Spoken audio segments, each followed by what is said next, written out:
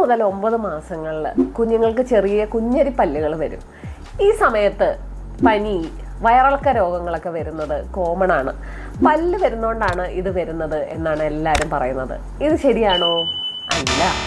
Influenza virus കാരണമാണ് കൂടുതലായിട്ടും പനിയും വയറിളക്ക രോഗങ്ങളും കുഞ്ഞുങ്ങൾക്ക് കാണപ്പെടുന്നത്.